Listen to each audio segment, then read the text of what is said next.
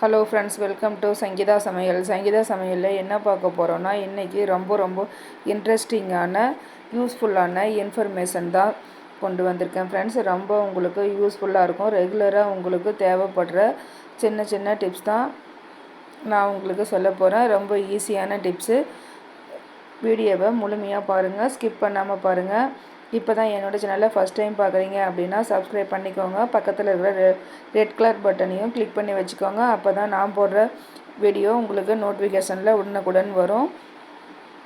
நிறைய பேர் சப்ஸ்கிரைப் பண்ணாமல் தான் பார்த்துட்ருக்கீங்க. சப்ஸ்கிரைப் பண்ணிவிட்டு பாருங்கள் ஃப்ரெண்ட்ஸ். இப்போ வாங்க வீடியோக்குள்ளே போகலாம். ஃபஸ்ட்டு டிப்பு என்னன்னு பார்த்தீங்க அப்படின்னா, நம்ம நைட்டு வச்ச சாதம் மீதம் இருக்கும்போது நம்ம மார்னிங் எழுந்து சாப்பிடும்போது ஜில்லுன்னு இருக்கும். அதனால் அது சாப்பிட்றதுக்கு பிடிக்காது. அதுக்கான அந்த ஆறின சாதத்தை நம்ம எப்படி ஃப்ரெஷ்ஷாக புதுசாக சூடாக சாப்பிடும்போது எப்படி இருக்குமோ அந்த மாதிரி நம்ம எப்படி மாற்றலாம் அப்படிங்கிறது தான் பார்க்க போகிறோம். ஃபஸ்ட்டு ஸ்டவ் ஆன் பண்ணிக்கோங்க. நீங்கள் நைட்டு வச்ச சாதத்தை குக்கரில் இந்த மாதிரி இருந்ததுன்னா நீங்கள் அதை நல்லா கையால் நீங்கள் உடச்சி விட்டுருங்க. தூளாக பண்ணி விட்டுட்டு ஸ்டவ் ஆன் பண்ணி குக்கரை வச்சு பாருங்கள். நான் இந்த மாதிரி எல்லாம் உடச்சி விட்டுட்டேன். ஆனால் நைட் வச்ச சாதங்கிறதுனால அது கொஞ்சம் கட்டியாக இருக்கும். இந்த மாதிரி உடச்சி விட்டுட்டு ஸ்டவ் ஆன் பண்ணி லோ ஃப்ளேமில் வச்சுக்கோங்க. வச்சுட்டு அதில் ஒரு 4 ஸ்பூன் மட்டும் உங்களுக்கு சாதம் எந்த அளவு இருக்கோ அதுக்கு தகுந்த மாதிரி கொஞ்சமாக தண்ணி விட்டு நீங்கள் இந்த மாதிரி வச்சுடுங்க. ஸ்டவ் ஆன் பண்ணி வச்சுட்டு மேலே ஆவி வரும். அந்த ஆவி வரும்போது விசில் போட்டு ஒரு 5 மினிட்ஸ் மட்டும் லோ ஃப்ளேமில் வச்சுக்கோங்க. லோ ஃப்ளேமில் வச்சிட்டிங்கன்னா விசில் வரக்கூடாது. விசில் வந்தால் அடிப்பிடிக்கும். விசில் வராமல் ஒரு 5 மினிட்ஸ் மட்டும் வச்சு எடுத்து பாருங்கள். சும்மா சூடாக நம்ம சமைச்சா எப்படி இருக்குமோ அதே மாதிரி நல்லா சாஃப்டாக சாதம் பலன்னு ஒன்றோடு ஒன்று ஒட்டாமல் சூப்பராக உதிரியாக இருக்கும். பாருங்கள், நான் அந்த மாதிரி தான் வச்சு எடுத்துக்கிட்டேன். இந்த மாதிரி செஞ்சு சாப்பிடும்போது நமக்கு சாதமும் வேஸ்ட் ஆகாது. நம்ம சூடாக சமைக்கும் போது எப்படி இருக்குமோ அதே மாதிரி டேஸ்ட்டில் இருக்கும்.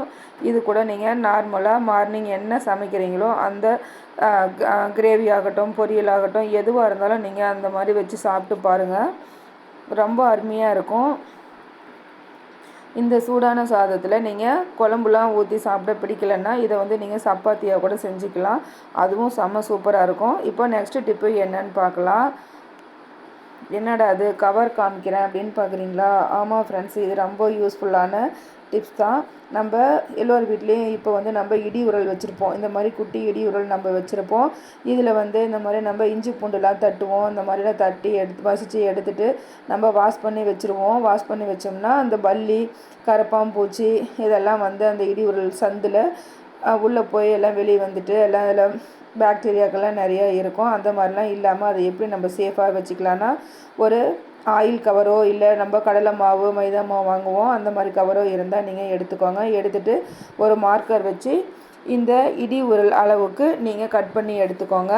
இந்த மாதிரி கட் பண்ணி எடுத்துகிட்டு இடி உரலில் வச்சு இந்த மாதிரி கவர் பண்ணிவிடுங்க. கவர் பண்ணிவிட்டு நீங்கள் ஒரு ரப்பர் பேண்டு போட்டு வச்சுட்டிங்கன்னா அந்த சந்தே கொஞ்சம் கூட இருக்காது. இடைவெளி இல்லாமல் இருக்கிறதுனால இதில் எந்த ஒரு பூச்சிகளும் அந்த இடி உரலுக்குள்ளே போகாது. நமக்கு ரொம்ப சேஃப்டியாக இருக்கும். நம்ம வெளியூர்லாம் போனோம்னா கூட இந்த மாதிரி வாஷ் பண்ணி இந்த மாதிரி எடுத்து வச்சுட்டு போனோம்னா அப்படியே இருக்கும். இந்த டிப்ஸும் உங்களுக்கு ரொம்ப யூஸ்ஃபுல்லாக இருக்கும்னு நினைக்கிறேன். யூஸ்ஃபுல்லாக இருக்குதுன்னு நினச்சிங்கன்னா உங்கள் ஃப்ரெண்ட்ஸுக்கும் ஃபேமிலி மெம்பர்ஸ்க்கும் ஷேர் பண்ணி சப்போர்ட் பண்ணுங்கள். இது நிறையா பேர்த்துக்கு தெரிஞ்சிருக்கும். நான் தெரியாதவங்களுக்காக இந்த டிப்ஸு ஷேர் பண்ணுறேன். உங்களுக்கு இந்த டிப்ஸு கண்டிப்பாக யூஸ்ஃபுல்லாக இருக்கும், பிடிச்சிருக்குன்னு நம்புகிறேன்.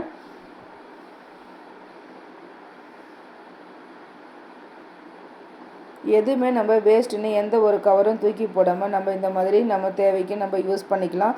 இந்த டிப்ஸு என்னன்னு பார்த்தீங்கன்னா, இது ரொம்ப இன்ட்ரெஸ்டிங்கான டிப்ஸு. குழந்தைங்கள்லாம் ஸ்கூல் போகிறவங்களுக்கு ரொம்ப யூஸ்ஃபுல்லாக இருக்கும். என்னென்னு பார்த்தீங்கன்னா, நம்ம குழந்தைங்களுக்கு இந்த மாதிரி பென்சில்லாம் நம்ம ஷார்ப் பண்ணி கொடுப்போம். சீக்கிரமாக அவங்க எழுதிட்டு இருக்கும்போது இந்த மாதிரி ரைட்டிங் பண்ணிகிட்டு இருக்கும்போது இந்த பென்சில் அந்த முனைப்பகுதி உடஞ்சிடும். அந்த கூர்மையாக இருக்குது இல்லையா, அந்த பகுதி உடஞ்சிடும். அந்த உடையாமல் இருக்கிறதுக்காக தான் இந்த டிப்ஸு.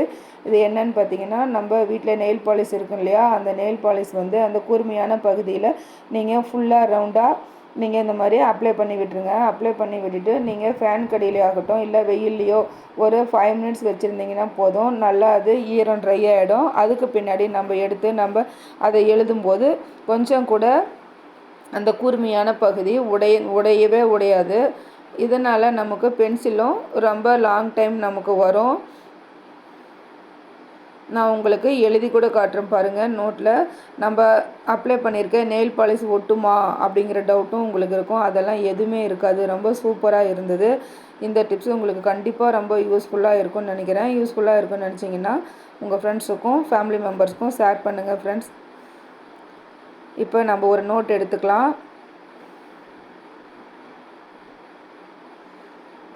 நான் பாருங்கள் டைரியில் தான் நான் எழுதி காமிக்கிறேன். ரொம்ப சூப்பராக இருந்தது. கொஞ்சம் கூட எதுவுமே அந்த கூர்மையான பகுதி உடைஞ்சே வரல. ரொம்ப சூப்பராக இருக்கும்.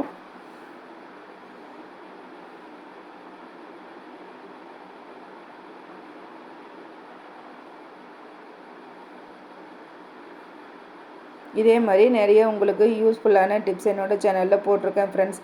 உங்களுக்கு டைம் இருக்கும்போது போய் பாருங்கள். பார்த்துட்டு சப்போர்ட் பண்ணுங்கள். இப்போது நெக்ஸ்ட் டிப்பு என்னன்னு பார்க்கலாம் friends. Cooking tips, cleaning tips எல்லாமே ஆல் டிப்ஸ் என்னோடய சேனலில் போட்டிருக்கேன். குக்கிங் வீடியோஸும் போட்டிருக்கேன். இப்போது நெக்ஸ்ட் டிப்பு என்னென்னு பார்த்தோம்னா, நம்ம கறிவேப்பிலெல்லாம் ஃப்ரெஷ்ஷாக மார்க்கெட் போனாலும் நம்ம வாங்கி வருவோம். இல்லை தோட்டத்தில் இருந்தாலும் அப்பப்போ நம்ம போய் ஒடிச்சிட்டு வந்து சமைக்கும் போது கொஞ்சம் கஷ்டமாக இருக்கும். அதனால் நம்ம வாங்கிட்டு வரும்போதே அந்த கறிவேப்பிலை ஃப்ரெஷ்ஷாக எப்படி இருக்கோ அதே மாதிரி எப்படி நம்ம ஃப்ரெஷ்ஷாக ஸ்டோர் பண்ணி வைக்கிறது அப்படிங்கிற டிப்ஸ் தான் பார்க்க போகிறோம். நம்ம கடைகளில் ஃபுட்டுலாம் வாங்கிட்டு வந்தாலும் சரி, ஸ்வீட் வாங்கிட்டு வந்தாலும் சரி, இந்த மாதிரி சில்வர் பாயில் பேப்பரில் போட்டு தருவாங்க.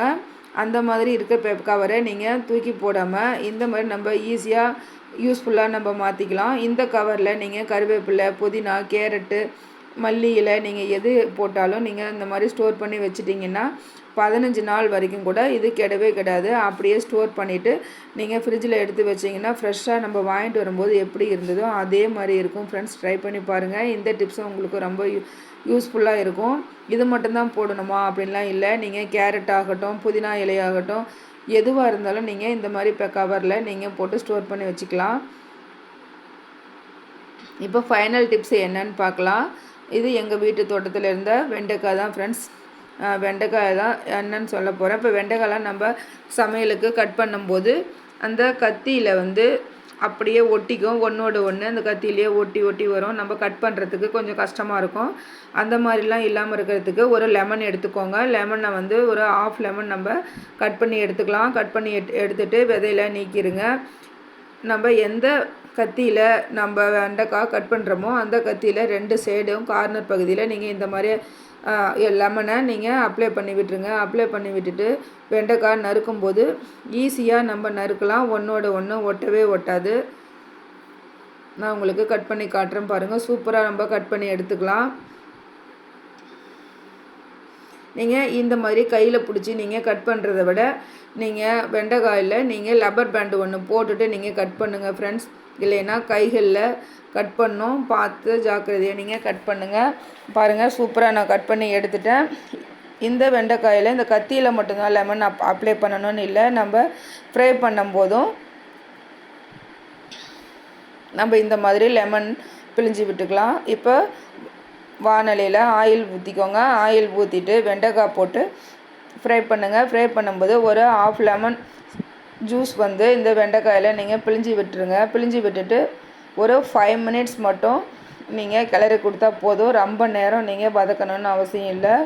ரொம்ப நேரம் வதக்கினாலும் திரும்ப அந்த வலுவழுப்பு தன்மை வரும். நீங்கள் ரொம்ப நேரம் வதக்கக்கூடாது. இந்த லெமன் ஜூஸ் பிழிஞ்சு விட்டுட்டு ஒரு 5 மினிட்ஸ் மட்டும் நீங்கள் கிளறி கொடுங்க. கிளறி கொடுத்துட்டு நீங்கள் நார்மலாக எப்படி நீங்கள் வெண்டைக்காய் ஃப்ரை பண்ணுவீங்களோ அந்த மெத்தடை நீங்கள் யூஸ் பண்ணி நீங்கள் ஃப்ரை பண்ணி எடுத்துக்கோங்க.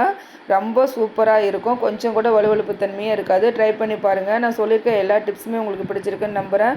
பிடிச்சிருந்தா என்னோடய சேனலை லைக் பண்ணி ஷேர் பண்ணி சப்போர்ட் பண்ணுங்கள். சப்ஸ்கிரைப் பண்ணுங்கள் மறக்காமல். இது வரைக்கும் என் வீடியோவை பொறுமையாக பார்த்த அனைவருக்கும் மிக்க நன்றி ஃப்ரெண்ட்ஸ். என்னோடய சேனலுக்கு சப்போர்ட் பண்ண அனைவருக்கும் ரொம்ப ரொம்ப நன்றி ஃப்ரெண்ட்ஸ். தேங்க்யூ. மீண்டும் நெக்ஸ்ட் வீடியோவில் சந்திக்கலாம். பாய். Take care.